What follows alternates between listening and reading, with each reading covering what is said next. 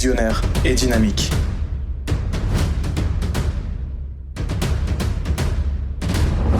Qui a pour but de voir des vies transformées par la parole de Dieu, tout en développant une intimité profonde avec le Saint-Esprit.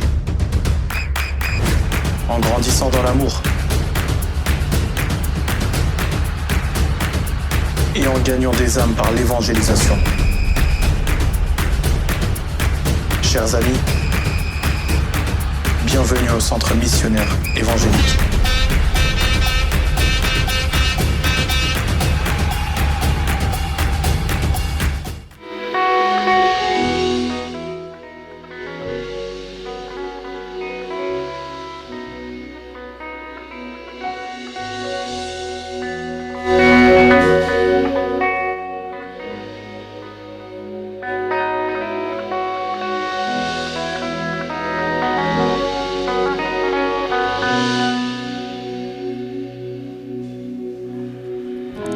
L'immensité de ta grandeur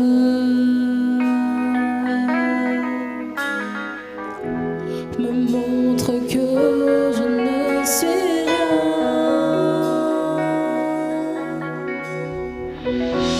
Et quand tu façonnais la terre, j'étais déjà près de ton cœur.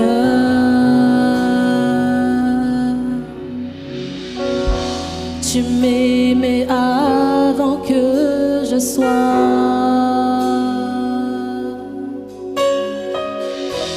Et pour moi tu as tout donné.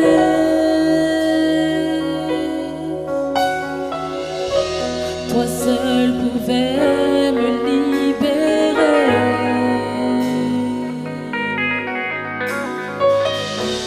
C'est pourquoi je t'adorer, toi seul est digne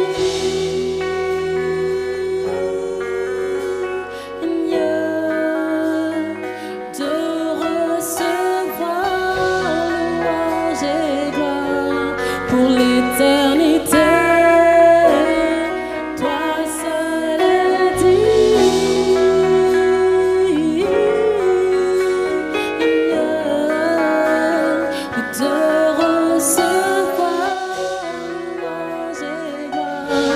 pour l'éternité. L'immensité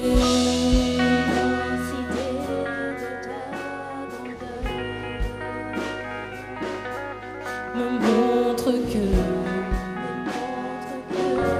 oui, Seigneur, on n'est rien, Seigneur, devant toi, Père éternel. Viens, Saint-Esprit de Dieu, nous inonder par ta présence. Viens nous inonder par ton amour, Seigneur, alors qu'on te donne cette louange, Père éternel, avec un cœur sincère. Amen. J'étais déjà près de ton cœur. Tu m'aimais avant que je sois. Et pour moi, tu as tout donné. Et pour moi, tu as tout donné. Oui, tu as tout donné. Me libérer.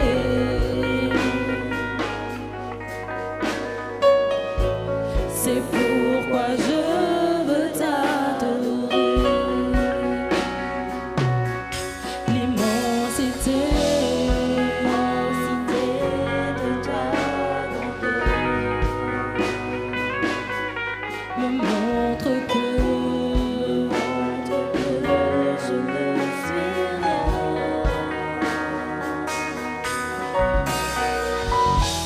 Mais quand tu façonnais la terre,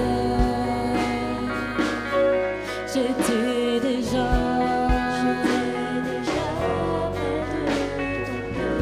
tu m'aimais avant que je sois. Tu nous aimais avant même que nos parents voulaient nous faire. Ils nous aimaient déjà. Ils nous aimaient lorsqu'il était sur la croix. On chantait vraiment avec ce cœur disposé.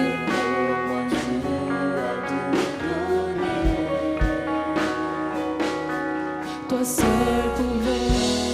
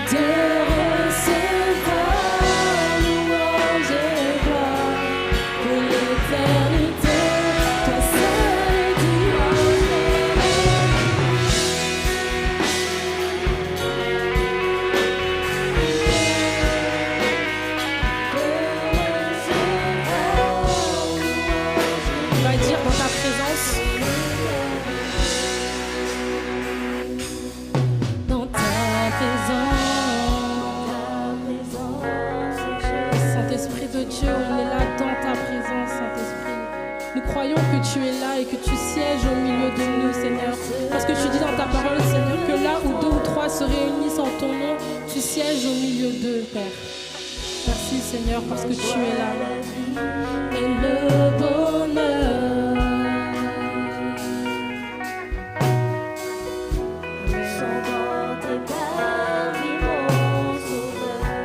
Dans ta présence, je me tiens. Dans ta présence, on vient, Seigneur. Car tu as ce dont j'ai besoin.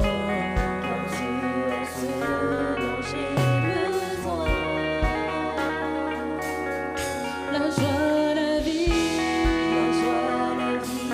et le bonheur. Encore une fois, dans ta présence.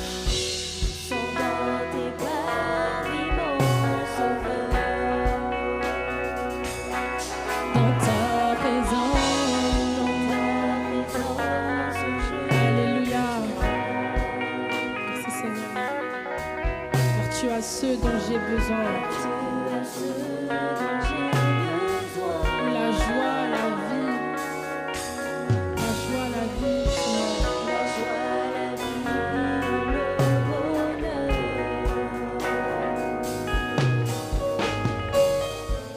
Sont dans tes bras, mon sauveur. Toi seul est digne. Toi seul est digne, Seigneur. Toi seul est digne, Seigneur, de recevoir notre louange, Seigneur. Reçois la louange, Seigneur. Reçois la louange de ton peuple ce matin, Seigneur. Toi seul est digne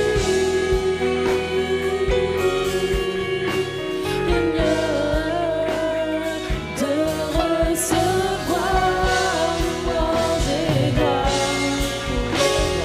Toi seul est digne. Toi seul est digne, Seigneur. Oui, de recevoir louange et gloire pour l'éternité. Toi seul est digne.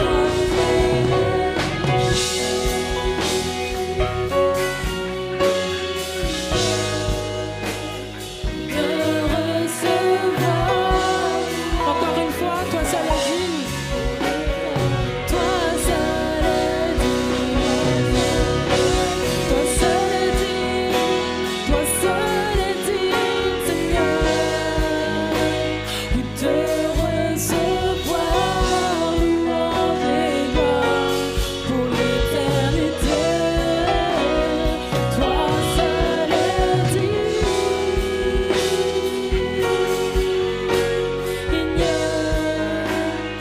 De recevoir louange et gloire pour l'éternité.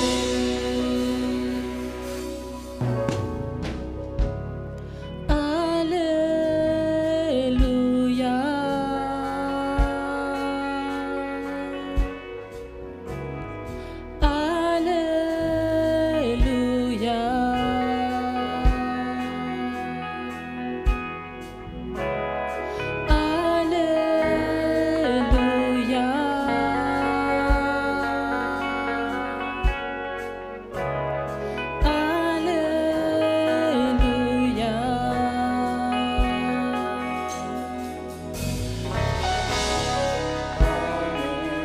Alléluia veut dire gloire à Dieu.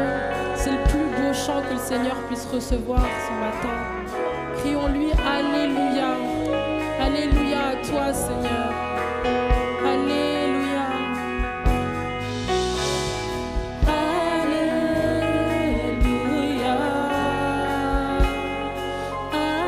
Alléluia.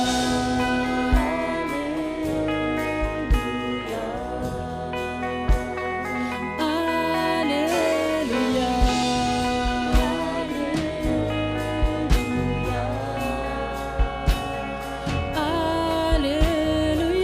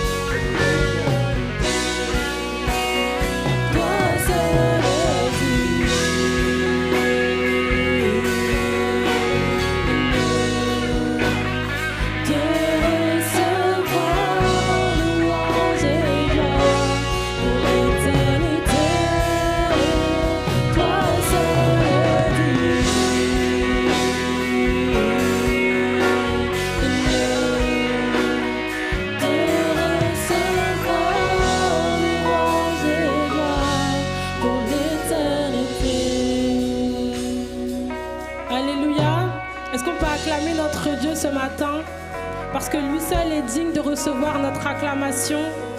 Acclamons le Seigneur. Merci Seigneur parce que nous savons que tu es là ce matin.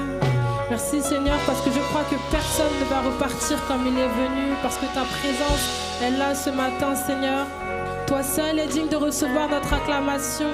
Acclamons le Seigneur, acclamons le Seigneur.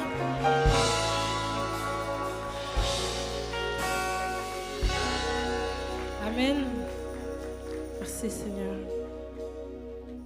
On va prendre le prochain chant qui dit voici ma louange, mon adoration.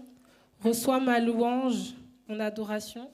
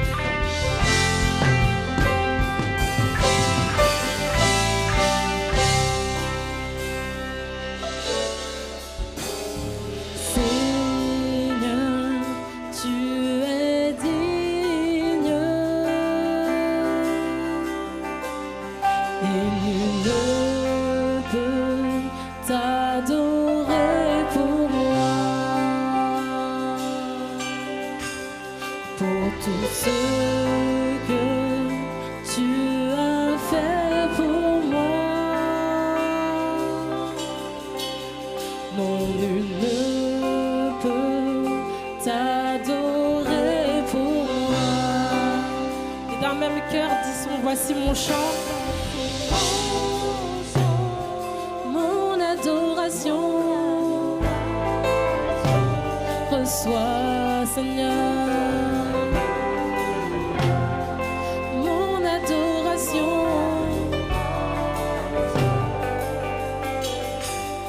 Voici mon chant,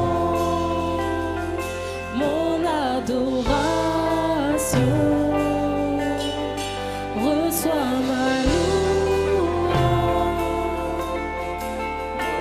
Reprendre, Seigneur, tu es digne.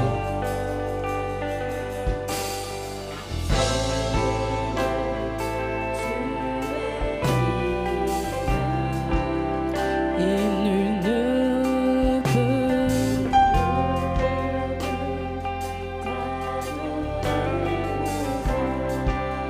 pour tous ceux que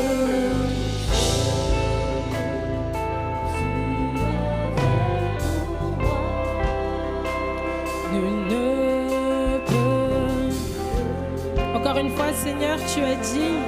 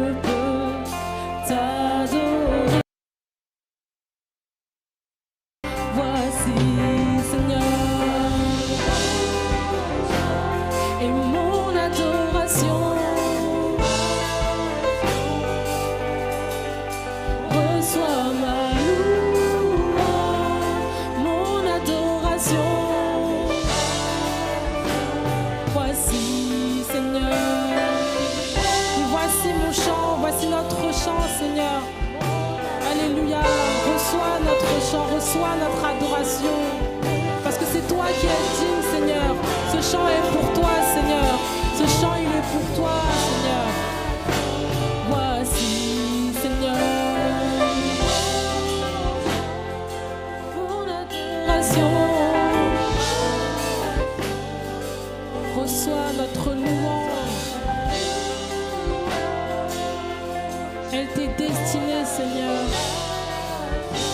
Voici, Seigneur, et mon adoration.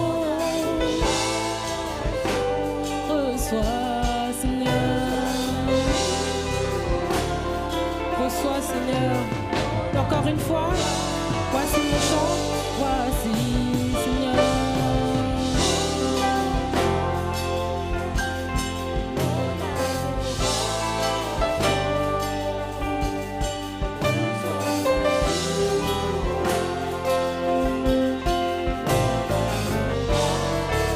Voici mon chant, voici mon chant, mon adoration.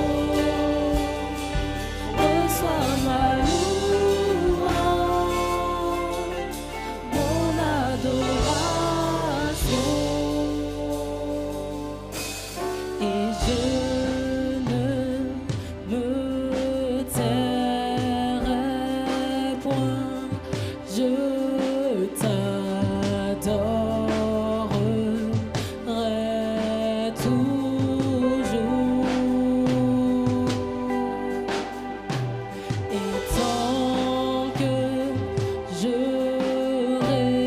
respire, je t'adorerai toujours. Je ne me tairai point. Alléluia, Alléluia. Je t'adorerai, je t'adorerai.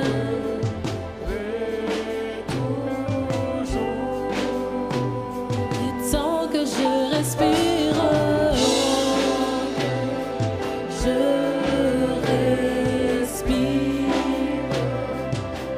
Je t'adorerai, je t'adorerai. Encore une fois, je ne me tairai point. Mais Seigneur, nous respirons, Seigneur, parce que tu as renouvelé le souffle de vie. Merci Seigneur, tu l'as fait non pas parce que nous sommes dignes, mais parce que Père éternel, tu nous fais cette grâce, Seigneur. C'est toi qui nous rends dignes. Nous ne sommes pas meilleurs que les autres. C'est pour cela, Seigneur Jésus, je te demande de nous disposer ce matin. Alléluia. Alléluia, Seigneur. Je t'adorerai.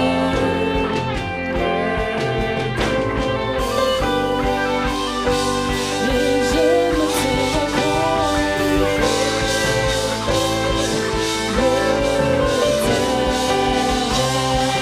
point. Je t'adorerai.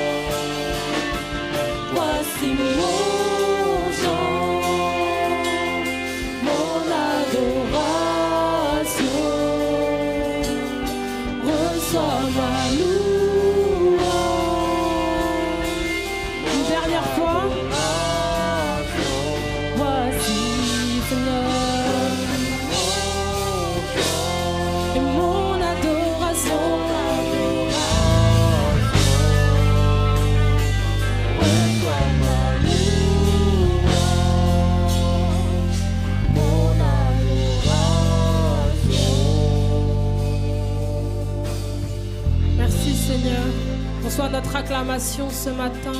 Reçois notre chant ce matin. Tu en es digne, Seigneur. Tu en es digne, Seigneur. Merci de nous avoir rendus dignes, Papa Yahweh.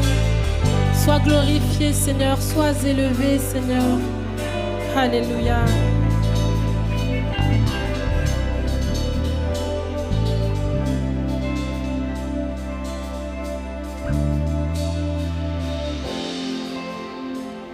Vous allez bien?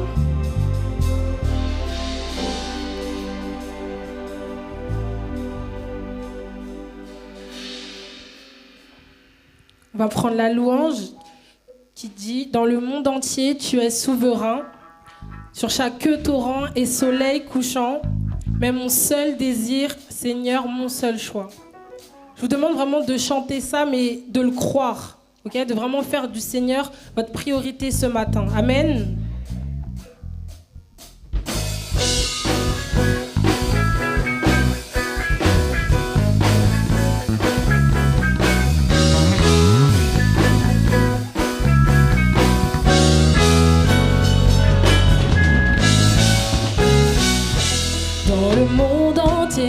Tu es souverain sur chaque torrent et soleil couchant. Mais mon seul désir, Seigneur, mon seul choix, oh, dans ma vie, sois toujours le roi. Dans le monde entier, tu es souverain sur chaque torrent et soleil couchant. Mais mon seul désir, Seigneur, mon seul choix. Encore une fois, dans le monde entier, tu es souverain sur chaque torrent et soleil couchant. Mais mon seul désir, Seigneur, mon seul choix, dans ma vie soit oui, car ton pouvoir veille sur mes rêves. Tu es Seigneur. Encore une fois, oui, règne en moi, veille sur mes rêves, et quand tout est noir, tu es Seigneur, de tout en moi, dans ma vie soit. Encore une fois, oui, règne en moi, par ton pouvoir, veille sur mes rêves, et quand tout est noir, tu es Seigneur.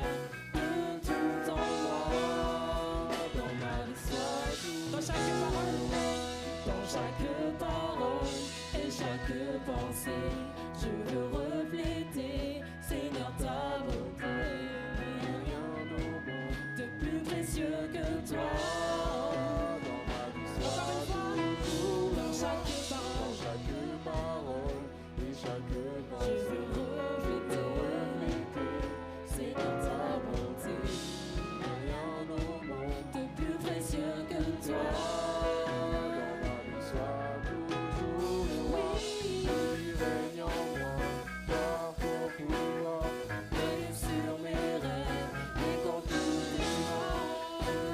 See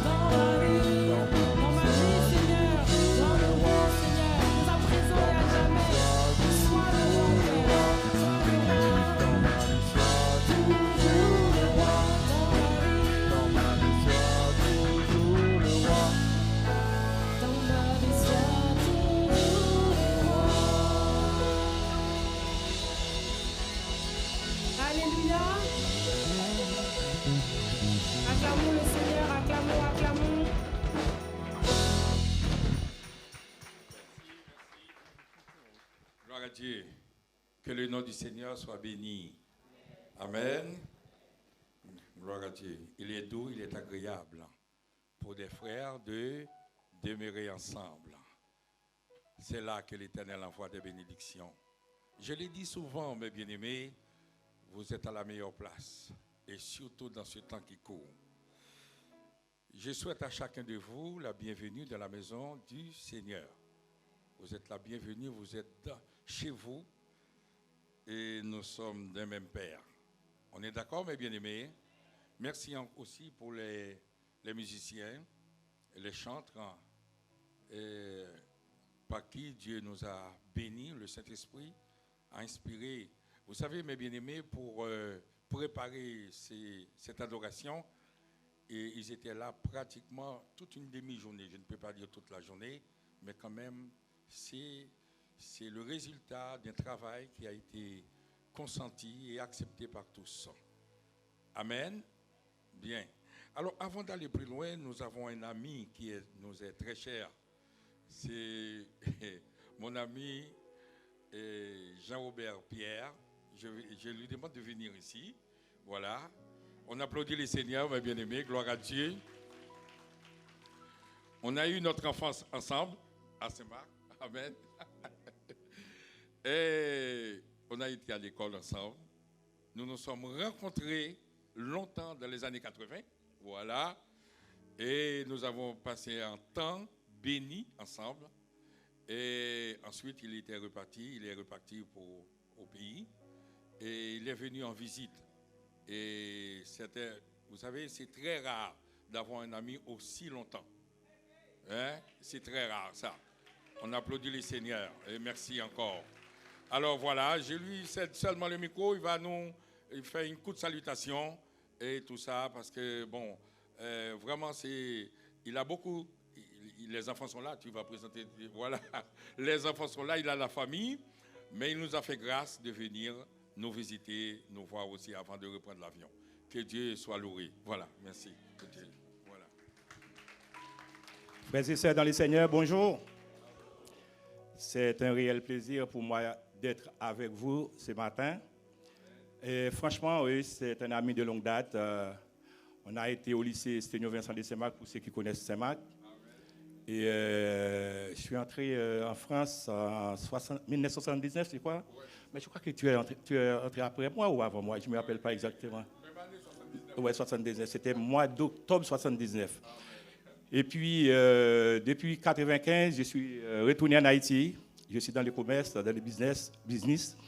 Mais avant d'aller plus loin, je vais vous présenter mes deux filles. Ketia, c'est la première. Mets-toi debout.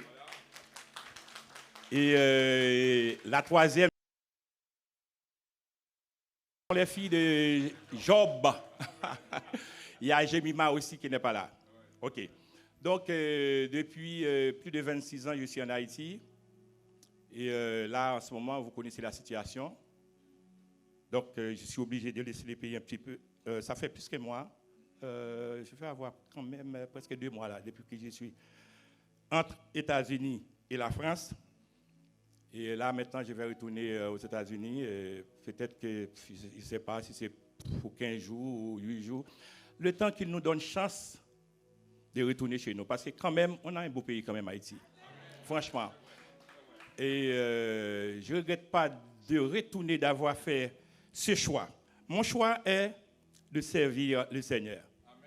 Je ne connais pas d'autre chemin. En Haïti, on dit qu'un chrétien ne peut pas être dans le commerce. C'est faux. C'est faux, archi faux. Moi, je vous dis sincèrement, c'est archi faux. Et Dieu m'entend. Et c'est faux. Tout ce que j'ai appartient à l'Éternel. Parce qu'il dit dans sa parole, l'or et l'argent appartiennent à qui? Ok, si l'argent et l'or appartiennent à Dieu, qui est Dieu pour nous? Qui est Dieu pour nous? C'est notre Père et Jésus. À ce moment-là, quand un père a un enfant, il est héritier de ses biens, c'est pas vrai? Donc, nous sommes héritiers de tout ce que Dieu a donné. On dit Amen, et puis le reste, on continue à louer. Et il y a un chant, un couplet qui dit je vais vous dire ça en créole, je ne pas camper, parler. Je ne m'étairai pas. Je ne pas payer bouche moins. Tant que m'a respiré, m'a loué l'Éternel. C'est quand bon Dieu, c'est maintenant quand ça, oui. Pour nous chiter ensemble comme ça. Amen. Merci. Gloire à Dieu, merci. Merci. C'est déjà un message puissant en plus. Gloire à Dieu. Bien, bienvenue à Jemima, bienvenue à Keren. Que Dieu vous bénisse. Et que tu as, pardon. Voilà. Et pourtant, Jemima, c'était au départ, voilà, c'était. D'accord, Jemima. Pardon. Ketia, pardon. Que Dieu te bénisse. Que Dieu te bénisse. Merci. OK. Et alors, nous allons partager la parole. J'ai un thème très important à faire passer. Tous les thèmes sont importants. C'est la parole de Dieu. C'est la miséricorde de Dieu. Qu'est-ce que ça veut dire, miséricorde de Dieu? Vous savez, nous chantons miséricorde insondable. Dieu peut-il te pardonner, absous d'un si grand coupable, et mes péchés s'oublier. Nous chantons beaucoup de choses, mais en vérité, qu'est-ce que la miséricorde de Dieu? Nous allons nous appuyer sur le psaume 118.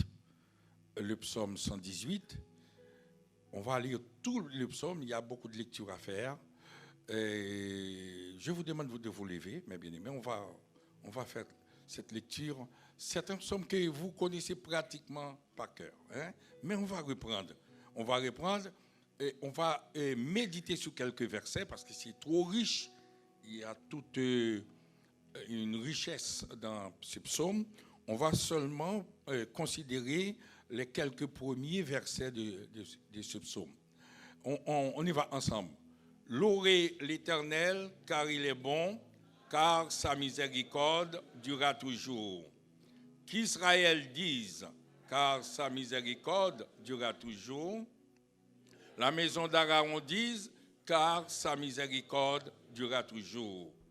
Que ceux qui craignent l'Éternel disent, car sa miséricorde durera toujours. Du sein de la détresse, j'ai invoqué l'Éternel. L'Éternel m'a exaucé et m'a mis au large. L'Éternel est pour moi, je ne crains rien. Que peuvent me faire des hommes? L'Éternel est mon secours et je me réjouis à la vue de mes ennemis. Mieux vaut chercher en l'Éternel que de se confier à l'homme. Mieux vaut chercher un refuge en l'Éternel que de se confier au grand. Toutes les nations m'environnaient. Au nom de l'Éternel, je les taille en pièces. Elles m'environnaient comme m'enveloppaient. Au nom de l'Éternel, Elles m'environnaient comme des abeilles. Elles s'éteignent comme un feu d'épine. Au nom de l'Éternel, je les taille en pièces. Tu me poussais pour me faire tomber, mais l'Éternel m'a secouru. L'Éternel est ma force et le sujet de mes louanges. C'est lui qui m'a sauvé. Des cris de triomphe et de salut s'élèvent dans la tente. La droite de l'Éternel manifeste sa puissance. La droite de l'Éternel est élevée. La droite de l'Éternel manifeste sa puissance. Je ne mourrai pas, je vivrai et je raconterai les œuvres de l'Éternel. L'Éternel m'a châtié, mais il ne m'a pas livré à la mort. Ouvrez-moi la porte de la justice, j'entrerai, je louerai l'Éternel. Voici les portes de l'Éternel, ce n'est pas elles qu'entrent les justes.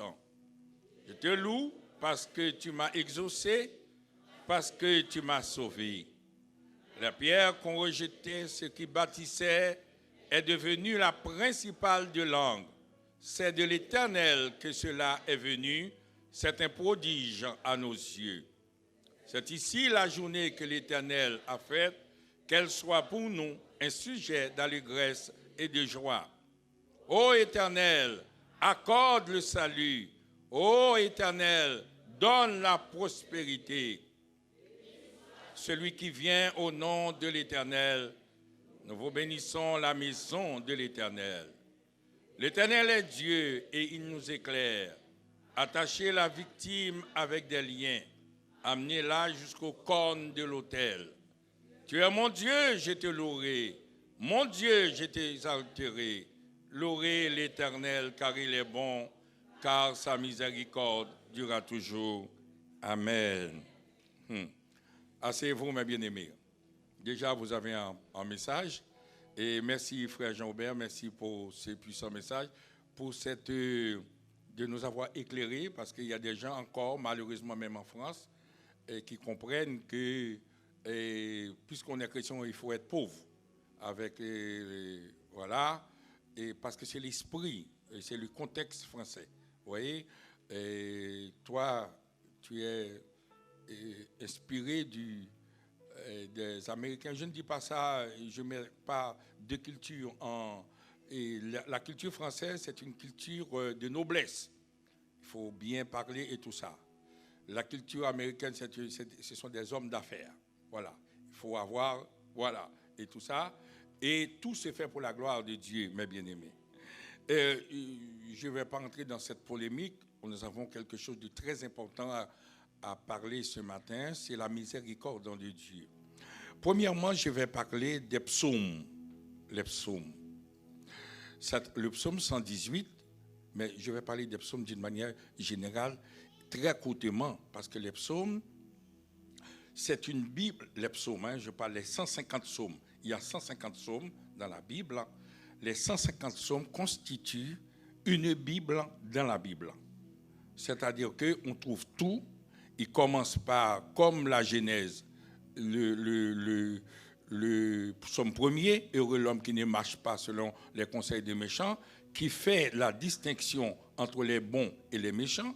Et comme en Genèse aussi, on voit que c'est le péché, l'homme était bien au départ, il y a le péché, etc. Et la Bible est terminée par l'Apocalypse, les noces de l'agneau, qui nous invitent à la gloire. Et le psaume 150, on appelle ça le psaume alléluiatique, c'est-à-dire les psaumes qui louent l'Éternel, et tous les psaumes louent l'Éternel. Donc on voit tout ça, c'est bien fait, et tout, c'est une Bible dans la Bible. Les psaumes ont été chantés par David dans ce premier plan. David en a écrit 73 psaumes, presque la moitié des 150.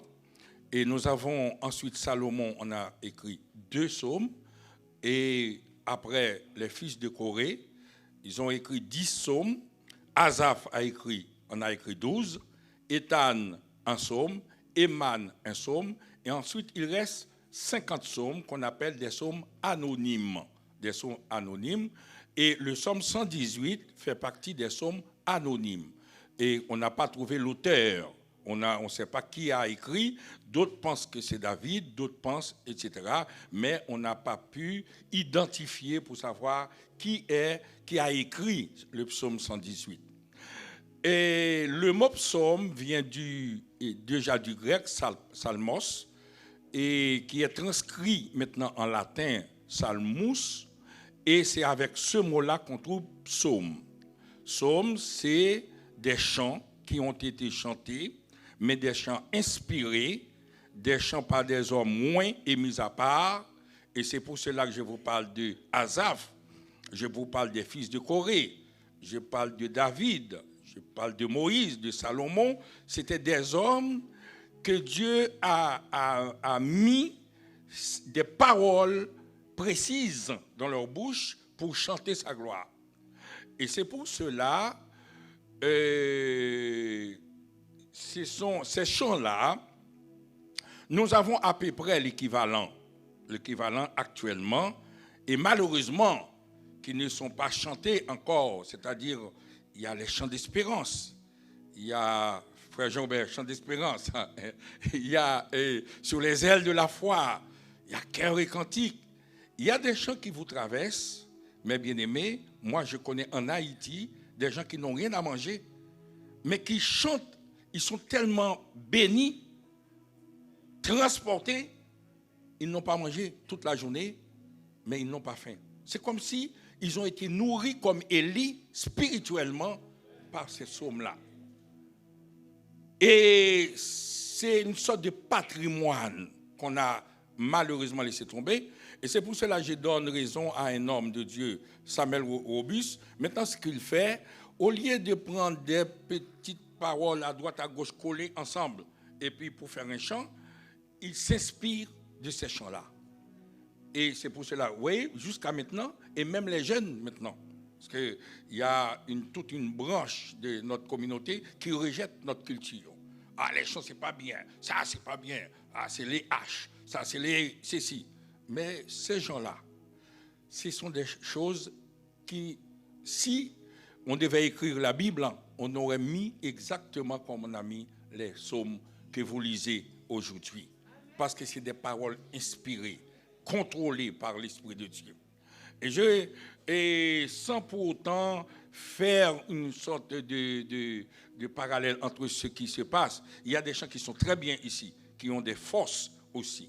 Il y a des gens qui sont vraiment, on sent qu'au travers de ce chant-là, il y a tout un message, un vibrant message à faire passer. Mais, vous voyez, Samuel Robus, et quand il vient, il n'a pas besoin de prêcher. Parce qu'il y a des chants, ça suffit largement pour bénir, restaurer, etc. Et ces hommes-là, qui ont été inspirés sous l'onction du Saint-Esprit, on a vu même qu'il y a eu des victoires par le chant des psaumes. La fois dernière, je vous ai parlé de Josaphat, qui était sorti contre une coalition des pays. Et puis Josaphat a dit, Seigneur, mais je ne sais pas, je suis sans force contre cette multitude qui se lève contre moi. Et l'Éternel a inspiré des psaumes. Et les gens sont sortis dans la rue. Seulement avec les psaumes. Eh bien, l'ennemi était terrassé.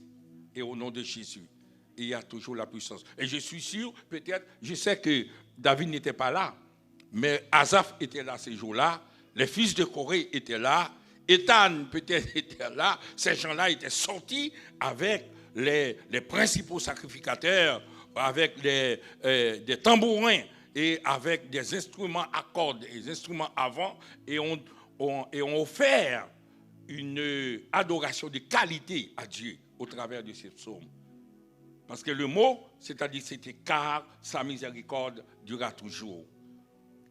Et maintenant, mes bien-aimés, nous allons, puisque le psaume 118 fait partie d'un psaume anonyme, c'est-à-dire on n'a pas trouvé l'auteur. Donc, il nous reste maintenant qu'à identifier ce psaume. Je parle dans la miséricorde, car sa miséricorde durera toujours. Donc, c'est le verset qui revient, tout simplement. On va essayer d'expliquer la miséricorde de Dieu. Qu'est-ce que ça veut dire, la miséricorde de Dieu? Là encore, c'est un mot composé. Le mot miséricorde est composé. C'est misère, miserie, miseris, bien entendu, c'est du latin encore, signifie tout simplement pitié, qui signifie tout simplement pitié, compassion. Et le mot corde, cordis, signifie cœur. C'est une pitié qui vient du cœur. Et l'apôtre Paul va aller plus loin pour nous dire, c'est pas seulement, l'apôtre Paul va nous inviter pour dire, ayez des entrailles de miséricorde. C'est-à-dire, c'est quelque chose qui vient de tellement loin. Une miséricorde, en fin de compte, ce n'est pas inexplicable. C'est pour cela, l'Éternel Moïse va dire, Dieu, tu es le Dieu compatissant, riche en miséricorde. Miséricorde, c'est quelque chose de presque, on ne peut pas expliquer en fin de compte. Alors, je vais expliquer, j'avais donné cette illustration. La miséricorde, les entrailles de miséricorde, on peut dire, c'est comme une mère. J'ai déjà expliqué ça, c'est comme une mère. Une mère qui a vu son fils assassin, comme ça se passe aux États-Unis, mais en France, il y en a aussi pire.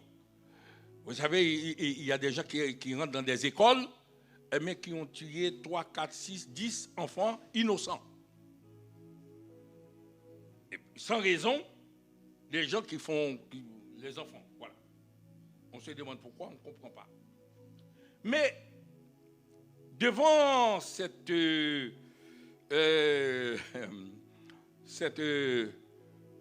assassinat, ces morts qui sont par terre, il y a la mère qui va venir, la mère de l'assassin. La mère de l'assassin va être là maintenant. Tout le monde va pleurer. Elle aussi, elle va pleurer. Et vous savez pour qui il va pleurer? Elle va pleurer pour son fils qui a tué l'autre. Parce que cette mère, il y a ce qu'on appelle ses entrailles. Il y a quelque chose d'inexplicable. Elle a tout de suite, elle va voir tout de suite son fils avec les menottes. Son fils, tout de suite, elle va projeter dans des prisons. Elle va complètement oublier tous les autres qui sont par terre. Mais c'est son fils. C'est la miséricorde. Comment expliquer? On ne peut pas expliquer ça. Même elle ne pourra pas expliquer parce que quand même, elle a vu de ses yeux les cadavres qui sont par terre. Mais c'est son fils. Il y a la miséricorde, les entrailles de miséricorde. Il y a quelque chose qui se passe ici. Elle sent tous les trucs qui ne sont pas en bien parce que c'est son fils. Et c'est à peu près cette miséricorde que Dieu a pour nous. Et heureusement, la paix soit avec vous, mes bien-aimés. En vérité, d'une manière ou d'une autre, chaque personne ici bénéficie de la miséricorde de Dieu. Si Dieu n'était pas Dieu miséricorde, personne ne serait ici ce matin. En tout cas, pas pour vous, mais pour moi. Je reconnais la miséricorde de Dieu dans ma vie. Miséricorde insondable. Et c'est pour cela le chant, voilà là encore un autre chant, qui va dire miséricorde insondable. Insondable. Dieu peut-il tout pardonner? Dieu peut-il tout pardonner? Et mes bien-aimés, pendant ce matin que je suis en train de, non seulement en train de parler, projetez-vous quelque part. Que Dieu nous transporte dans nos passés. Pour voir la miséricorde de Dieu tout simplement. Miséricorde. Miséricorde. Miséricorde de Dieu. Et c'est pour cela, il va commencer le psaume par une invitation, non pas à un pays, dans un premier temps il va dire qu'Israël dise, mais il va dire louez l'Éternel, car il est bon. Ici, le psalmiste s'adresse à la nature entière, parce que tout le monde bénéficie. Les arbres des champs, les animaux, les oiseaux, les poissons, tous ceux qui sont sous la terre, sur la terre, dans les airs, tout le monde bénéficie de la miséricorde de Dieu. Puis le psaume 150, je vais reprendre encore, qui va dire que tous ceux qui respirent louent l'Éternel. Louent l'Éternel. Miséricorde de Dieu. Ma prière ce matin, fais-nous sortir avec le sentiment, d'une manière ou d'une autre. Seigneur, touche un point dans chaque personne ici présente, y compris moi, pour montrer si ce n'était pas toi, ta miséricorde. C'était catastrophe pour vous, pour chaque personne ici. La paix soit avec vous, mes bien-aimés. Miséricorde de Dieu. Et puis, il va annoncer maintenant, le psalmiste va saluer, le psalmiste va dire maintenant, louez l'Éternel, louez l'Éternel, louez l'Éternel, car il est bon, car sa miséricorde durera toujours. La paix soit avec vous. La paix soit avec vous, mes bien-aimés. Et puis, maintenant, puisque tout le monde salue la miséricorde de Dieu, il va commencer maintenant par Israël. Le verset qui va arriver tout de suite, qu'Israël dise, car sa miséricorde durera toujours. Vous vous rappelez Israël? Israël qui n'était pas un peuple, c'était des esclaves de Pharaon. Ils étaient en Égypte, sous des coups de fouet. La paix soit avec vous, mes bien-aimés? Oui. Et l'Éternel, qu'est-ce qu'il a fait? Il est venu, tout simplement. Il a dit, j'ai entendu le cri de mon peuple. Je suis venu maintenant pour vous délivrer. Mais cet Israël symbolise vous et moi, mes bien-aimés. On était esclaves de Satan. Comme on dit chez nous, nous étions comme si c'est un petit poule qui marie dans le pied table. Mais arrivé un temps, mes bien-aimés, Jésus fait grâce. Jésus nous a délivrés. Jésus nous a lavés. Regarde comment vous êtes beaux ce matin. Regarde comment vous êtes belles ce matin. Regardez comment vous avez un gros projet ce matin. Voilà comment vous avez maintenant, mes bien-aimés. Il y en a qui n'ont pas de clé. Et vous avez un toit ce matin. La paix soit avec vous, mes bien-aimés. Vous avez un toit ce matin. Il y en a qui sont venus en voiture. Il y en a qui sont dans l'embarras du choix pour savoir quelle voiture qu'on va prendre. Mes bien-aimés, il y en a qui ont tellement d'habits, de choses. Ce matin, ils sont en retard parce qu'ils n'ont pas pu faire le choix. C'est la miséricorde de Dieu, mes bien-aimés. La miséricorde de Dieu. Et tandis que Dieu a fait quelque chose, il a laissé vos frères, les cousins, les cousines, maman, papa. Voilà, l'autre côté. La paix soit avec vous, mes bien-aimés.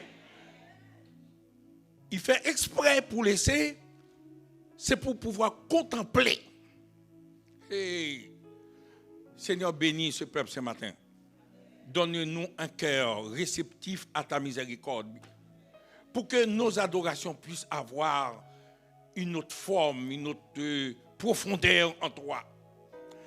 Pour qu'on arrête de te louer avec des lèvres, mais que nos cœurs s'ouvrent, un cœur reconnaissant envers la miséricorde de Dieu.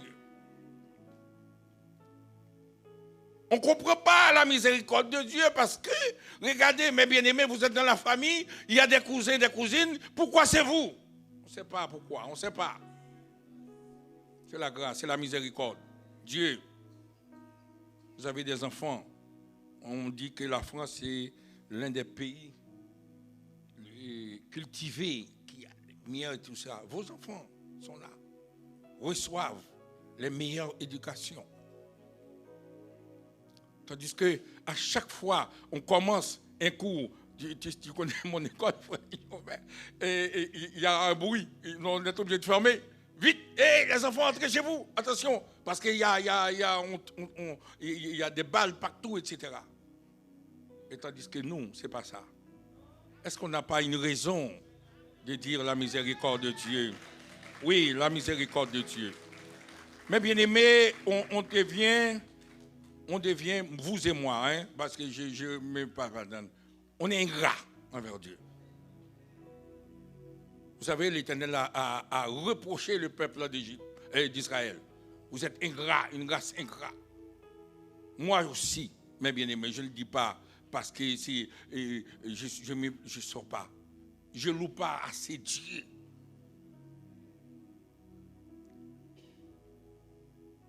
On vient, tout est acquis, on demande. Comme si Dieu nous doit tout. Et on demande, non pas pour le ciel, on demande pour la terre. Et tandis que Dieu a rendez-vous avec nous là-haut. Demande pour la terre. Seigneur, donne cet esprit. Israël était reconnaissant. Parce qu'il a demandé louer l'Éternel, toute la nature. Maintenant, il dit Israël, toi, Tu dois louer l'Éternel.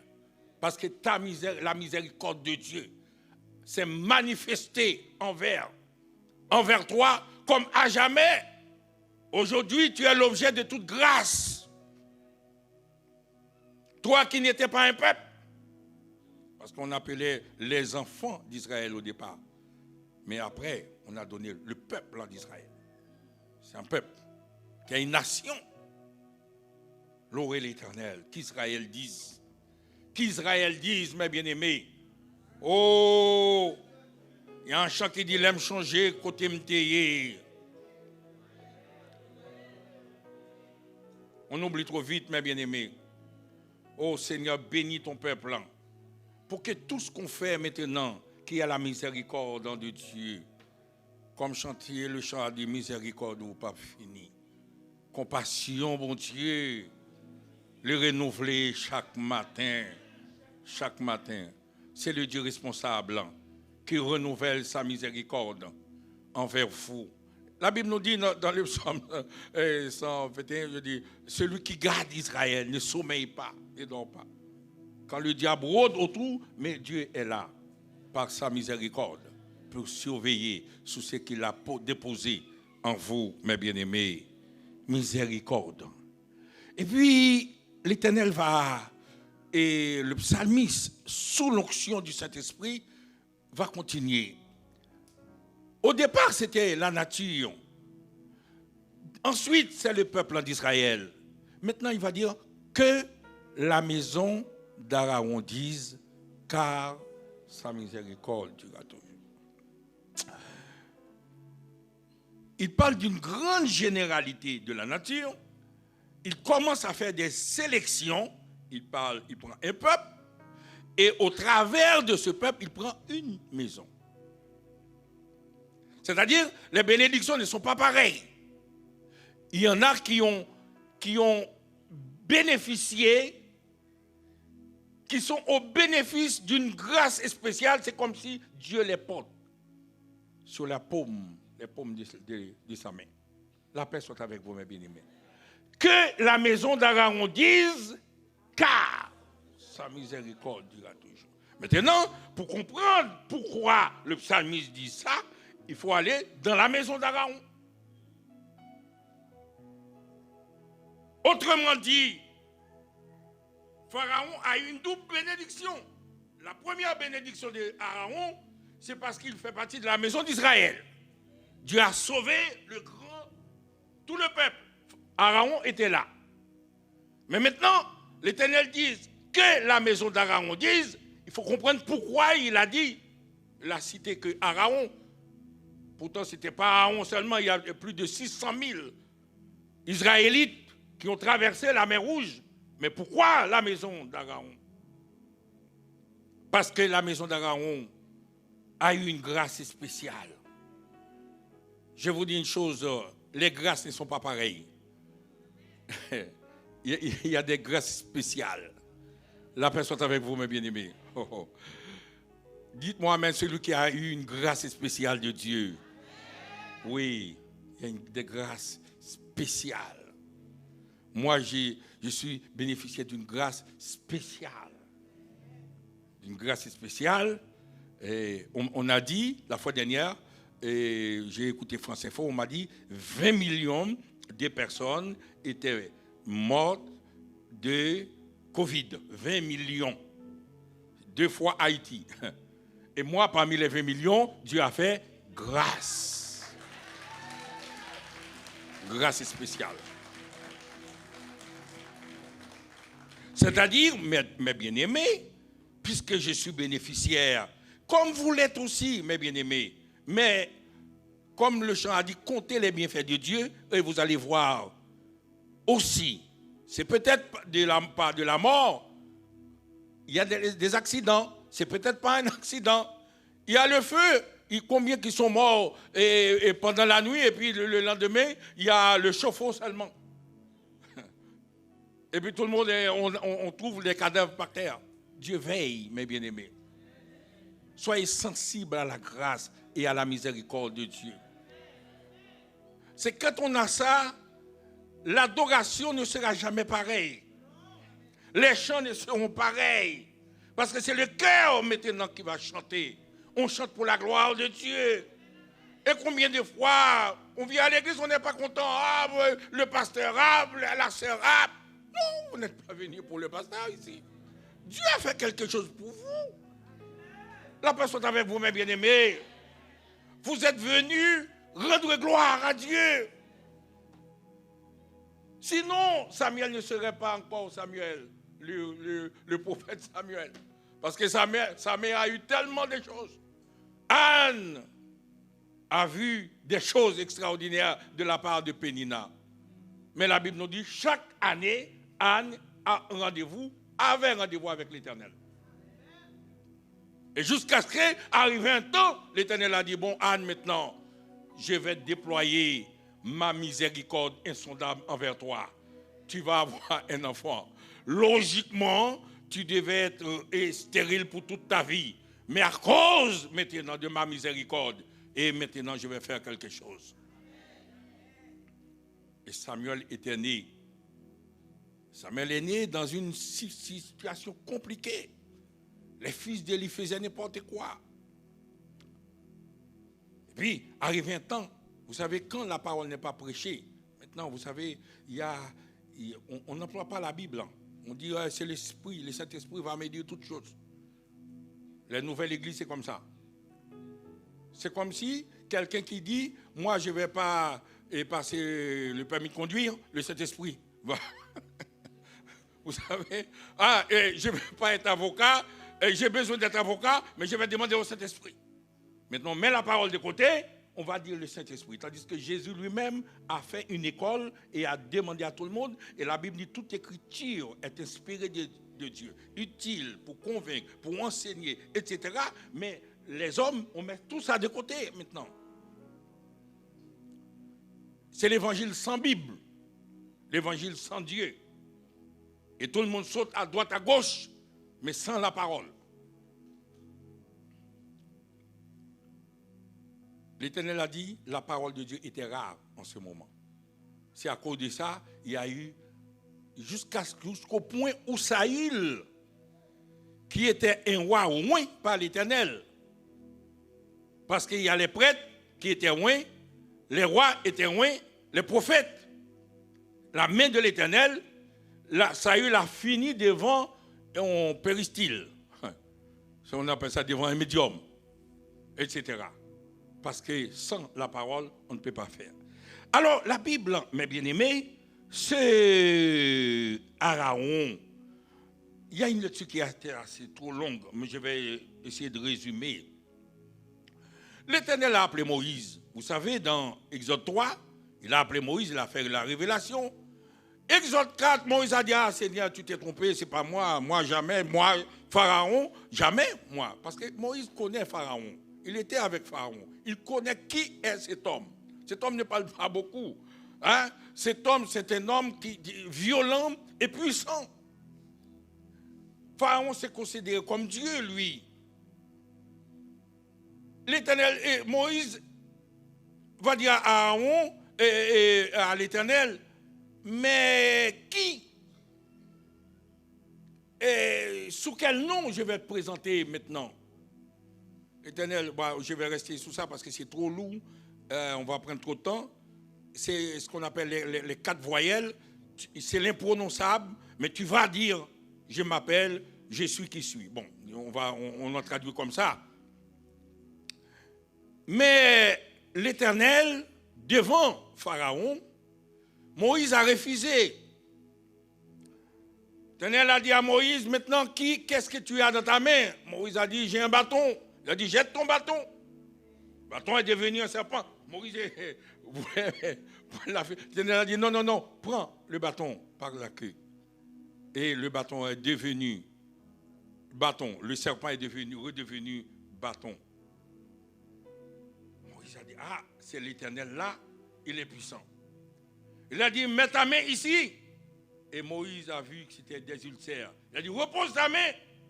Il n'y a plus d'ulcères. L'Éternel a dit, semblait c'est sérieux. Mais arrivé un temps, Moïse a dit, non, l'Éternel, non. Moi, Pharaon, non. Non. Même si c'est vrai, j'ai bien vu le serpent, j'ai vu ta puissance, mais Pharaon, non. Il a dit, Seigneur, je n'ai pas la parole facile, tu connais. Le temps que je dis quelque chose, Pharaon va me faire disparaître. Et l'Éternel était en colère. Parce que c'est son serviteur, c'est lui qui choisit. L'Éternel a dit, mais tu as ton frère, Aaron. La personne est avec vous. Et suivez-moi bien. Tu as ton frère Aaron. Mais prends-le. Mais prends-le. Ce n'était pas Aaron. C'est Moïse. La personne est avec vous. Je vais répéter pour qu'on puisse comprendre. Aaron n'était pas dans le programme. La personne est avec vous. C'était pas... C'est les circonstances. Puisque Moïse a refusé, bon, c'est comme si tout le monde refuse, mais tu donnes ce qui est le premier venu, puisque bon, mais c'est soldé. Voilà. La personne est avec vous, mes bien-aimés. Aaron ne devait pas être là ici. Oh, je reprends. Aaron ne devait pas être là. C'est pour cela, Aaron, l'adoration d'Aaron ne devait pas être comme que tout Israël dise. L'adoration d'Aaron devait avoir écran au-dessus des autres, parce que Aaron n'était pas dans le programme. Et l'Éternel va dire maintenant, Aaron, tu te rappelles, mais c'est moi, on t'a pris. Moi, on chantait qui dit non, même pas, qui pas tant rien. Oui. Par contre, qui rase quand on sortit, mes bien-aimés.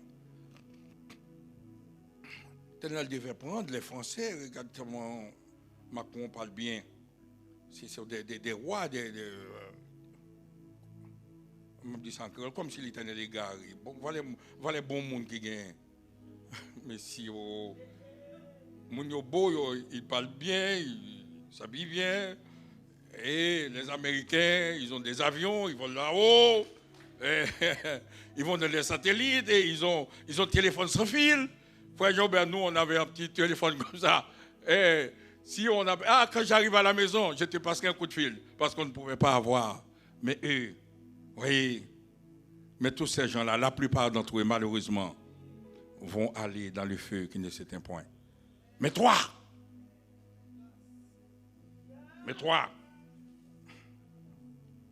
c'est-à-dire, même si les gens arrivent, je vais dire en mot créole, il y a un grand jupon qui aller là, l'école de mi-temps l'église, ou même sous pointe des pieds pour venir chita là.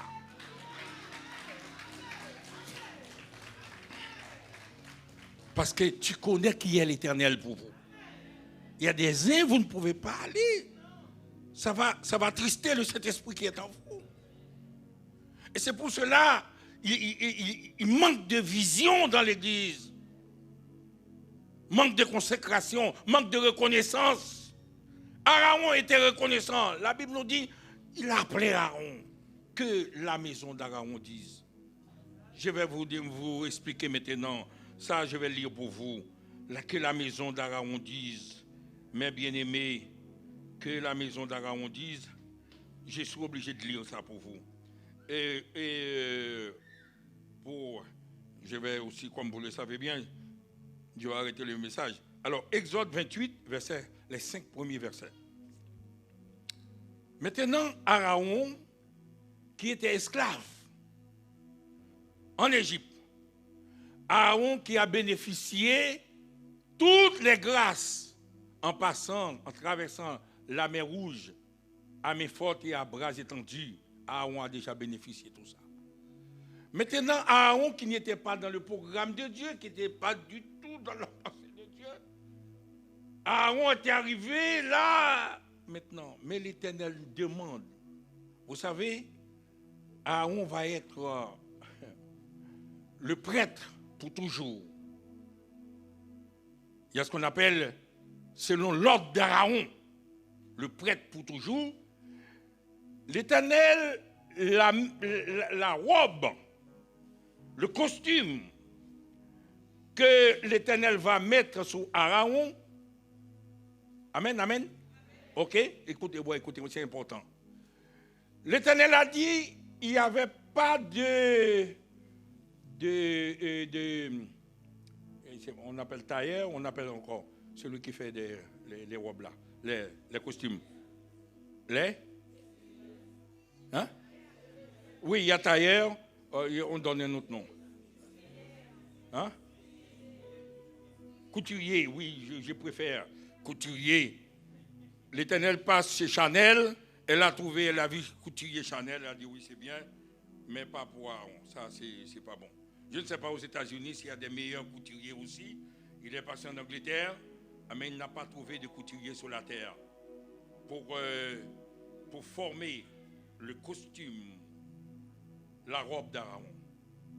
Il a dit, moi, la personne avec vous, je vais qualifier un homme. Betsaléel, c'est un homme. La Bible dit, je vais mettre mon esprit dans cet homme. Je vais lui donner une connaissance spéciale pour confectionner la robe que je veux qu'on puisse poser sur Aaron et la couronne que Aaron doit entrer parce qu'il va entrer devant le lieu saint, le saint des saints, le lieu très saint.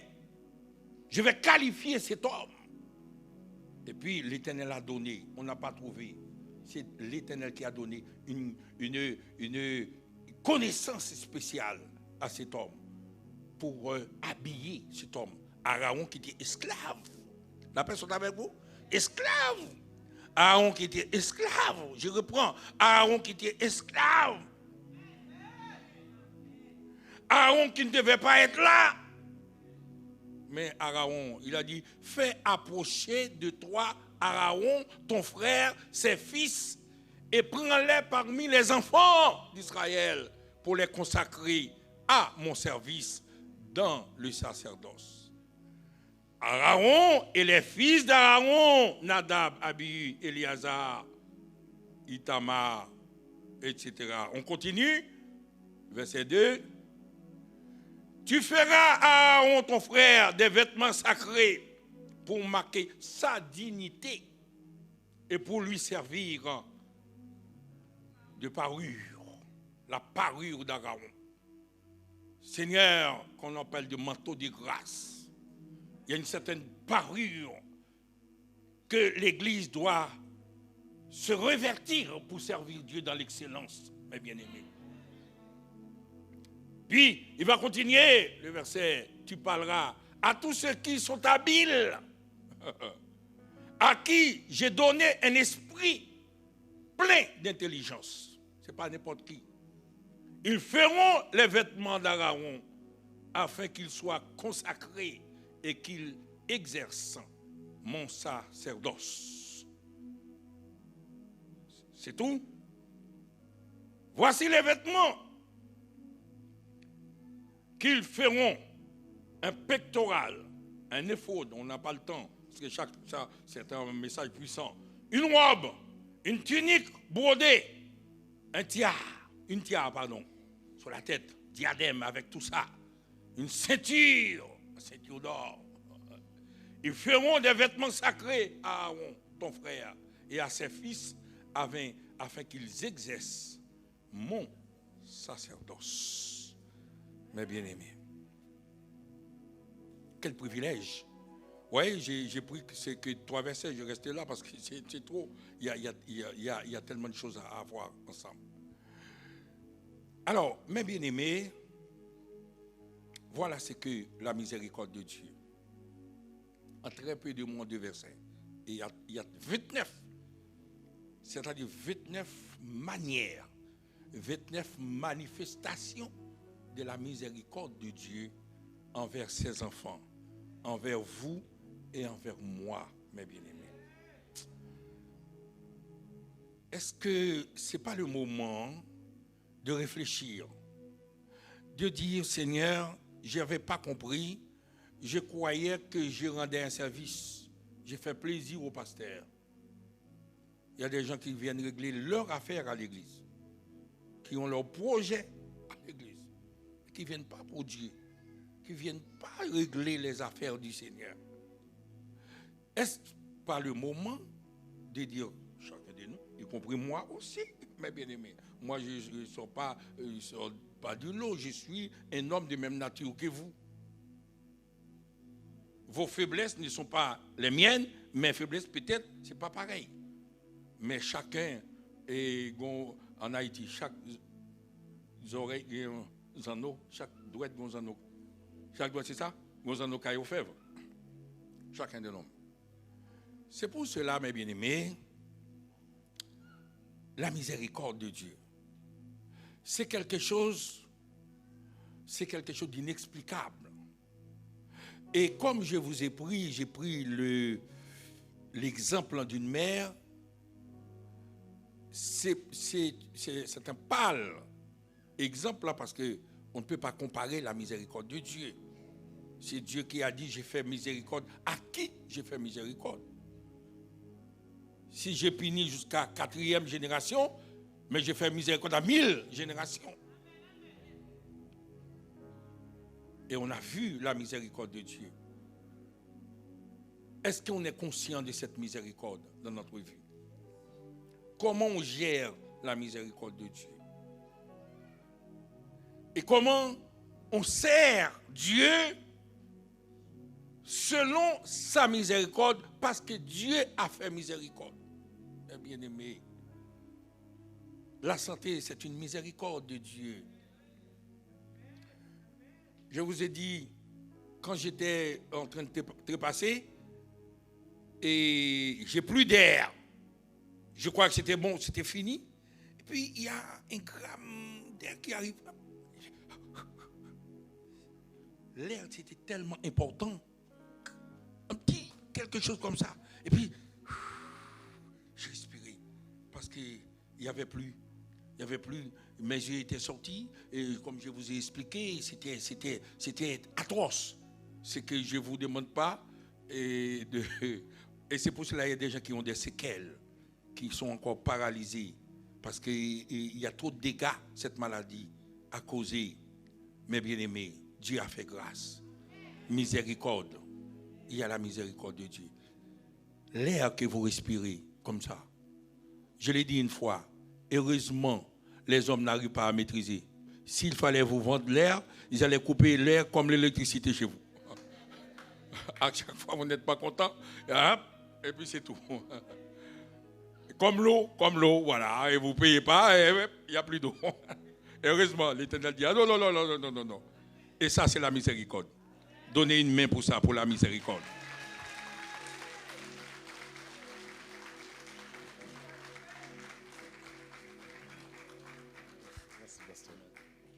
Gloire à Dieu. Est-ce que quelqu'un est béni ce matin? Est-ce que quelqu'un est béni ce matin? Waouh. Regarde ton voisin, dis-lui, j'espère que ça va te réveiller.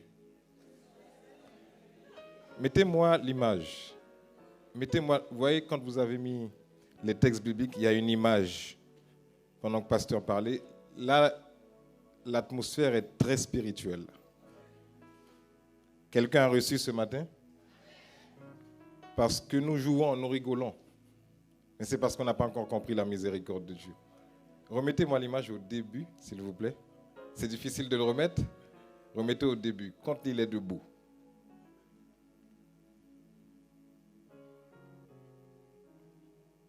Remettez-moi le monsieur debout. Vous voyez comment il tombe? C'est comme ça que nous devrions être tous les dimanches.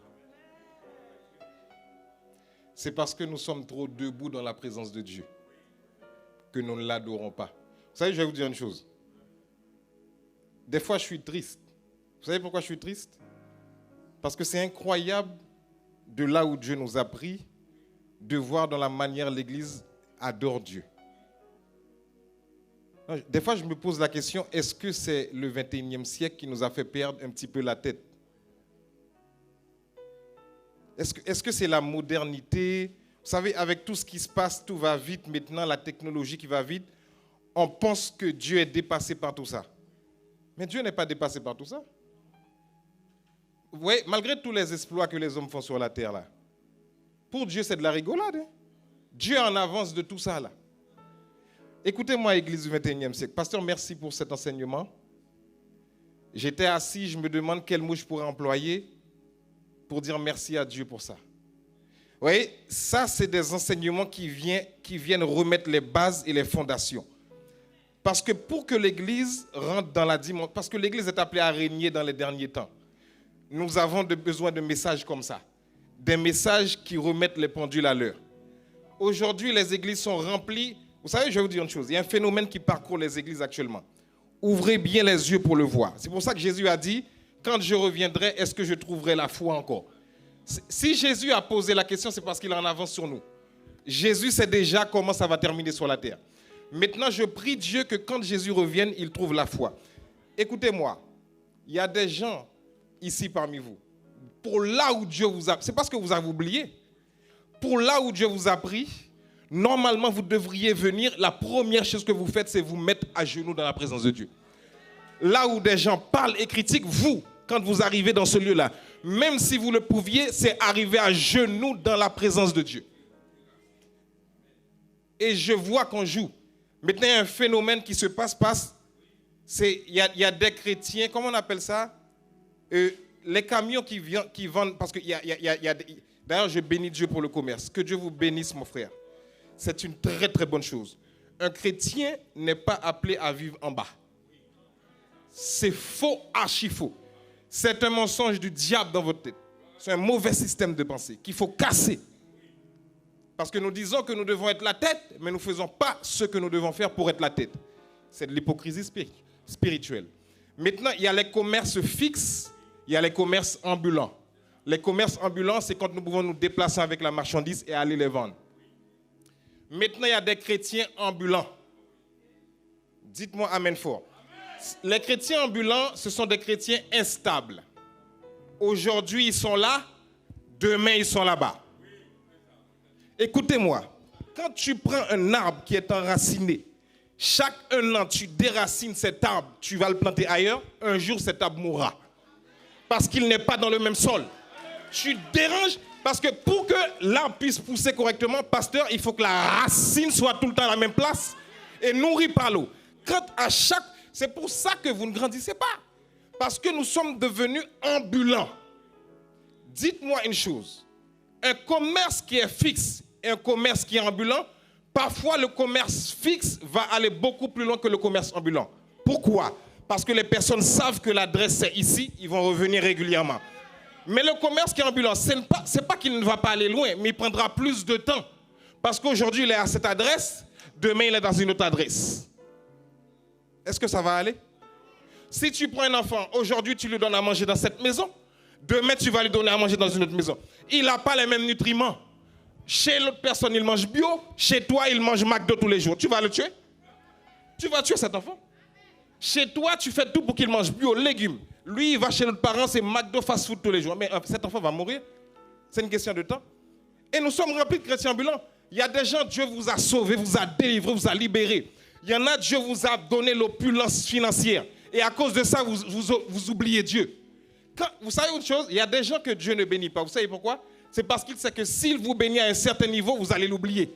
Ce n'est pas que vous ne méritez pas, mais il ne veut pas que vous l'oubliez. Donc il vous donne par petits morceaux, jusqu'à ce qu'il travaille votre cœur d'abord. N'oubliez jamais de là où Dieu vous a pris. Ce matin, j'ai senti une chose, pasteur. L'heure est à la repentance. Qu'est-ce que j'ai dit? L'heure est à la repentance. Soyez des chrétiens reconnaissants par rapport à la miséricorde et à la grâce de Dieu. Tout le monde ici a bénéficié de la miséricorde. Pasteur, tout à l'heure, tu as dit, je suis bénéficiaire d'une grâce spéciale. Pasteur, tu as tellement de grâce sur ta vie. C'est incroyable. C'est incroyable. Et c'est dommage que nous, en tant qu'enfants de Dieu, nous passions à côté de toutes ces grâces. Je prie une chose, que Dieu nous ouvre les yeux. Que nous ne venions pas ici en attendant que quelqu'un nous dise « Mets-toi à genoux, adore Dieu, tape des mains. » Mais pourquoi? Dans la présence de Dieu, tu dois être à l'aise. Si tu dois te mettre à genoux, tu t'en moques de ce que la personne à côté de toi pense. Tu es venu pour rencontrer ton Dieu. Pourquoi tu regardes à ce que les gens pensent? Ce que les gens pensent, ce n'est pas ça le plus important. C'est ta relation avec Dieu d'abord. Et c'est ça qui fait que l'Église manque de feu. On a pris l'exemple de notre pays Haïti, pour ceux qui viennent, parce qu'il y a d'autres nationalités ici. Vous voyez, malgré les gens sont dans la misère là-bas, ils adorent Dieu de tout leur cœur. Pour reconnaître un vrai chrétien, c'est quand il passe par des moments difficiles. Parce que c'est facile d'adorer Dieu lorsqu'on a tout. Maintenant, même lorsque tu n'as pas tout, tu dis, Seigneur, je décide de fléchir le genou devant toi. Tout le temps, Anne venait dans la présence de Dieu. Et pasteur, lorsque Anne a eu Samuel, il a dit, Père, je te consacrerai mon fils. Quand Dieu t'a élevé là, est-ce que tu lui as reconsacré ce qu'il t'a donné? J'ai senti le Saint-Esprit me parler pendant que le pasteur parlait. Très fort, très très fort, pasteur. Voilà ce qu'il dit. Tout le monde ce matin, sans exception, y compris moi, nous allons prendre 30 secondes. Si tu n'as pas mal au genou, retourne-toi s'il te plaît, là où tu es. Demande pardon à Dieu. Si tu n'as pas mal au genou, si tu n'as pas de douleur au genou, là où tu es, retourne-toi. Dis, Seigneur, pardon. J'ai gaspillé ta miséricorde. Et le Saint-Esprit est blessé lorsqu'il vous a pris quelque part. Et puis vous pensez que vous êtes arrivé. Parce que vous êtes béni, vous pensez que vous êtes arrivé. Ça s'appelle une mauvaise gestion de la bénédiction. Parce qu'on doit en parler aussi, ça. On doit en parler. Ou bien tu viens pour perdre ton temps à l'église. Demande pardon à Dieu. Là où tu es 30 secondes, tout le monde sans exception, si tu n'as pas mal au genou, dis Seigneur, pardon. Tu n'as pas besoin d'élever la voix pour que quelqu'un entende ce que tu dis. Non. Là où tu es seulement, si tu n'as pas mal au genou, prends un temps solennel. Parce que des fois, il n'y a pas besoin de bruit. Il n'y a pas besoin de sauter, de tout casser. Des fois, il y a juste, tu as besoin d'être là à genoux et puis le supplier dans ton cœur. Que la supplication ne parvienne pas à tes lèvres si elle n'a pas déjà été enfantée dans ton cœur. Que la supplication, le pardon ne parvienne pas dans tes lèvres si elle n'a pas été enfantée dans ton cœur. Car tout commence à partir du cœur. Demande-lui pardon parce que tu as gaspillé sa miséricorde. Demande-lui pardon ce matin.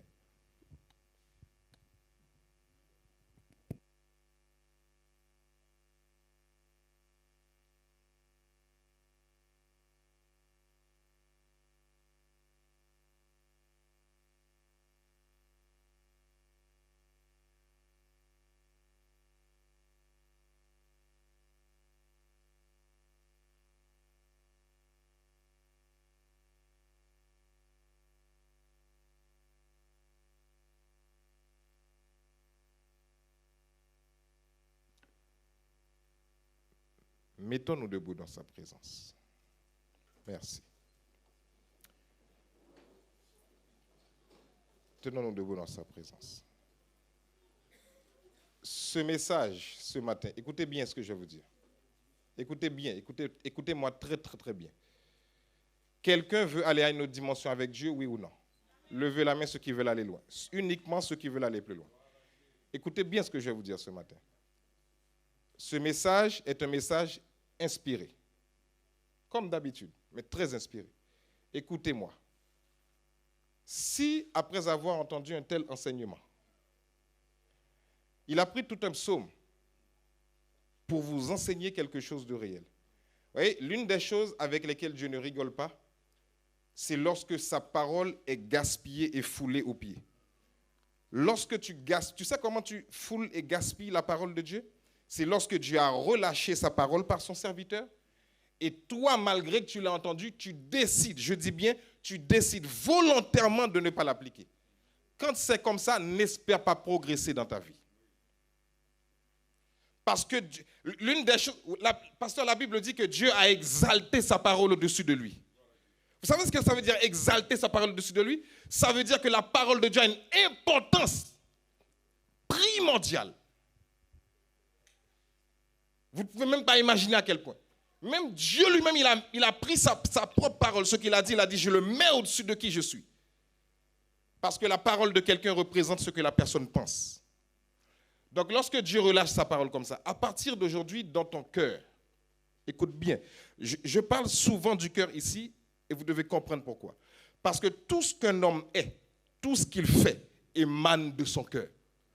Parce que si tu peux faire semblant pour tromper les gens, mais il y a quelqu'un que tu ne peux pas tromper, c'est le Saint-Esprit. À partir de ce message que tu entends, il faut que ton attitude, lorsque tu viens dans la présence de Dieu, que ton attitude soit différente. Parce qu'il y a un piège dans lequel le diable est en train de faire l'église tomber ces derniers temps, c'est de prendre le prétexte que j'adore Dieu dans mon cœur. Ouais, c'est un piège directement qui vient de l'enfer. Cette histoire d'adorer Dieu dans mon cœur. Lorsque ton cœur est rempli de Dieu, c'est visible dans ton attitude. Je vous le dis, c'est un piège venu directement de l'enfer. J'adore Dieu dans mon cœur. Quand tu aimes Dieu, l'image que vous avez montrée là, quand tu aimes Dieu, c'est ça que ça exprime. Ça doit être visible. Ce n'est pas pour montrer aux autres, mais c'est tellement ton cœur est rempli, tu as une révérence. Pasteur, ce message, on pouvait même le lier avec l'adoration. Comment on adore Dieu quand on a compris qu'il nous a fait miséricorde. Parce qu'il y a une dimension où tu comprends Dieu, on ne te force plus pour faire les choses. Toi-même, tu tombes à genoux sans le savoir. Tu lèves tes mains sans le savoir. Mais quand tu vois, écoutez-moi, quand tu vois que tu hésites là pour lever tes mains, qu'est-ce qu'on va penser de moi? Ils vont dire que je ne suis pas assez classe. Oh, quelqu'un qui est intelligent comme ça, il a fait des études, regarde sa position. Devant Dieu, il n'y a pas d'études. Devant Dieu, il n'y a pas de... Il n'y a rien. Devant Dieu, il n'y a pas de... Il n'y a pas... Dieu, c'est Dieu. Quel que soit ton niveau intellectuel. Si tu dois t'agenouiller, tu poses tes genoux devant le roi de gloire. D'ailleurs, le niveau intellectuel que tu as, le diplôme que tu as, la connaissance que tu as, vient de Dieu. Donc tu dois te prosterner devant celui qui t'a donné la connaissance. Tu ne dois avoir aucun complexe par rapport à des regards. Donc à partir de ce message, décide quand tu viens le dimanche, s'il vous plaît. Satan est en train d'attaquer l'église à un niveau extrême. Vous ne pouvez même pas savoir comment. L'église est distraite. L'église est endormie. Faites très attention de ne pas faire partie de ces personnes-là. S'il vous plaît, église, réveillez-vous. On a besoin de messages comme ça qui remettent les pendules à l'heure. Dernière chose que j'aimerais dire. Lorsque tu comprends la miséricorde de Dieu, c'est un phénomène incroyable. Tu ne peux pas t'arrêter de le servir.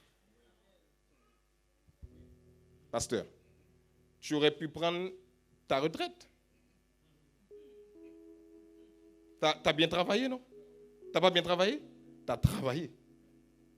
Mais tu as décidé de servir Dieu par rapport à sa miséricorde jusqu'à la fin de ta vie. Lorsque j'entends quelqu'un me dire, je fais une pause. J'ai des maux de tête. Lorsque j'entends ça, j'ai des maux de tête. Si Dieu faisait une pause avec toi, tu allais faire quoi? Non, dites-moi, je vous pose une question. Si Dieu décide de faire une pause d'1 seconde avec toi, cette seule pause-là, Satan dit on va le grignoter. Satan, il attend ça. Hein? Il attend que Dieu fasse une pause avec toi 1 seconde. Et puis, tu sais ce qu'il fait quand c'est ça? Avec cette seule seconde-là, il te prend, il te met dans son assiette. Et il prend son couteau avec sa fourchette et il te déchique comme une petite salade. Je fais une pause. Que Dieu m'accorde la grâce de ne jamais faire de pause pour le servir. Pause. Que Dieu m'accorde cette grâce-là. C'est-à-dire que même si Dieu devait m'appeler à faire autre chose, pasteur, que je le fasse.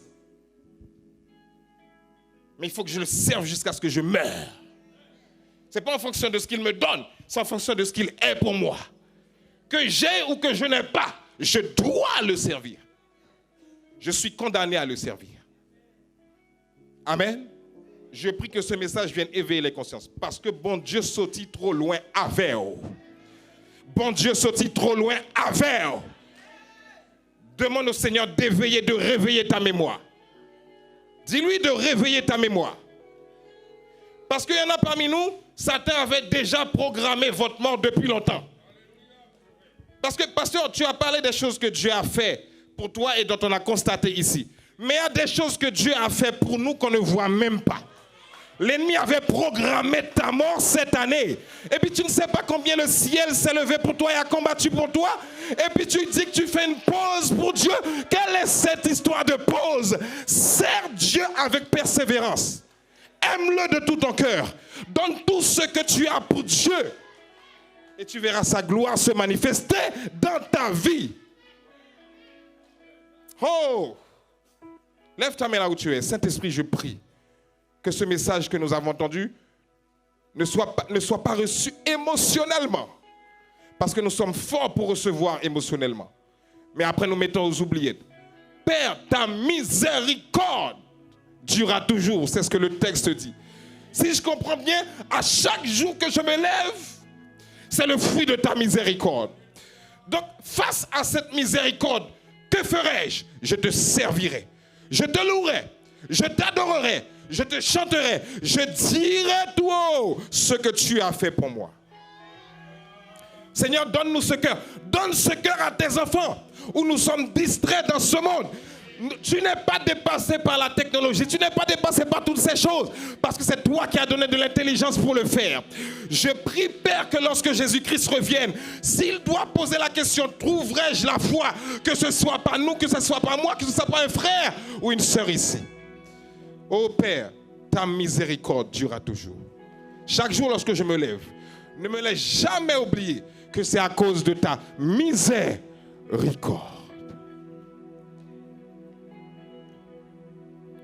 Merci Seigneur de ce que tu souffles ce vent sur ton assemblée.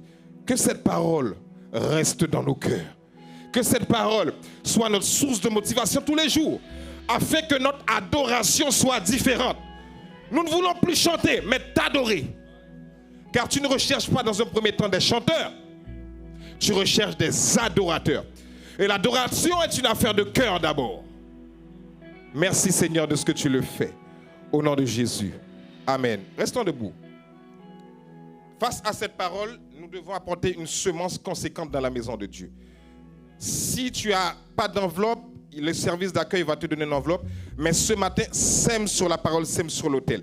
Et si tu es venu avec ton enveloppe, nous avons des enveloppes déjà pré-imprimées ici qui sont mises à disposition de l'Assemblée. Faites signe de la main seulement. On vous donnera ces enveloppes et nous allons prier sur les offrandes. La Bible déclare que nous ne devons pas nous présenter dans la maison de Dieu les mains vides.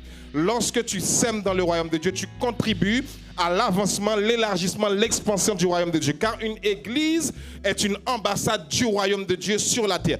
Donc lorsque tu sèmes dans une église, tu sèmes dans le royaume. Lorsque tu sèmes dans une église, tu sèmes dans le royaume. Et comme Dieu ne dépend de personne, ce que tu as semé, tu vas le récolter. Alors toi qui as apporté ta semence, faites signe de la main et on va vous donner une enveloppe et nous allons prier sur les semences ce matin et que la grâce de Dieu te visite. Vous savez, c'est le seul domaine dans lequel Dieu n'a pas d'émotion. Dieu met toutes ses émotions de côté dans le domaine de la semence. Donc lorsque tu donnes à Dieu, ne donne pas par ta logique, mais donne par la foi. Et celui qui donne avec foi est récompensé. Amen. Tenons-nous debout dans sa présence, s'il vous plaît. Alors, si vous avez apporté vos semences, je vous laisse le temps de faire le transfert de vos semences dans les enveloppes et ensuite nous allons en prière. Alléluia. Et la Bible dit que celui qui donne, donne avec joie, sans contrainte. Donc, lorsque tu donnes pour que ta semence soit une bénédiction pour toi, pour que ton offrande soit une bénédiction pour le royaume de Dieu, il faut que tu le donnes avec cœur et avec joie. Donc, je t'invite à faire une chose. Si ce n'est pas encore ton cas, si tu luttes encore à l'intérieur lorsqu'il s'agit de donner, va prier, demande à Dieu de te libérer de cet esprit qui n'est pas de Dieu. Car lorsque nous donnons, nous devons donner avec joie. C'est lorsque nous donnons avec joie que nous sommes récompensés. Amen. Tenons-nous debout dans sa présence, s'il vous plaît, avec toutes nos semences. Une fois que vous avez vos semences, tenons-nous, s'il vous plaît, debout avec nos semences et nous allons en prière. Levons nos semences dans sa présence, dans sa glorieuse présence ce matin. Levons tous nos semences dans sa glorieuse présence. Une fois que vous l'avez, levez-le, s'il vous plaît, et nous allons prier. Glorieux Saint-Esprit, nous te sommes reconnaissants ce matin. C'est toi qui nous as donné ce que nous mettons dans l'enveloppe là, que nous appelons argent. L'or et l'argent t'appartiennent. Nous l'avons entendu tout à l'heure, Père. C'est toi qui donnes, c'est toi qui bénis. Et nous ne croyons pas à un Dieu qui parle et qui ne réalise pas ce qu'il fait. Tu es un Dieu qui bénit même au-delà. C'est-à-dire, lorsque nous ne nous attendions pas, toi, tu nous fais des surprises. Tu nous fais des clins d'œil de temps en temps. Lorsque nous ne pensions pas y arriver, mais toi, toujours, tu nous fais relever la tête. Père, Je suis tellement reconnaissant. Je suis dans la joie lorsque je viens apporter dans ta maison parce que c'est le seul royaume qui ne connaît pas de crise économique. Le monde parle de crise économique partout, mais dans ton royaume, cela n'existe pas parce que tu es capable de pourvoir à nos besoins. Comme ton serviteur David a pu le dire, j'ai été jeune, j'ai vieilli. Je n'ai jamais vu le juste, celui qui est sauvé, celui qui a Jésus-Christ, abandonné ni sa descendance mendier son pain. Père, je déclare parce que nous apportons dans ton royaume, Père Saint, jamais tu ne nous abandonneras jamais parce que tu es notre berger. Nous ne manquerons de rien parce que tu es celui qui pourvoit à nos besoins. Nous te remercions de ce que parce que nous apportons ces semences dans ta maison, ces semences sont pleinement bénies. Répète-moi avec moi ces paroles. Dis, Seigneur, j'apporte ma semence dans ta maison. Je décide de te faire confiance pour ce que tu m'as donné. Je déclare qu'aucune crise ne m'empêchera de manger à ma faim parce que tu prends soin de moi. Merci de ce que ma semence est bénie. Parce que j'apporte dans ta maison, tu me donnes la sagesse dans la gestion de mes finances pour la gloire de ton nom. Je déclare que celui qui dévorait est dévoré. Celui qui dévorait est dévoré. Je contribue à l'élargissement de ton royaume à travers une église. Au nom de Jésus, Amen. Maintenant, lorsque vous déposez vos semences dans le tronc prévu à cet effet derrière, déclarez ce que vous voulez voir dans vos vies. Demeurez bénis.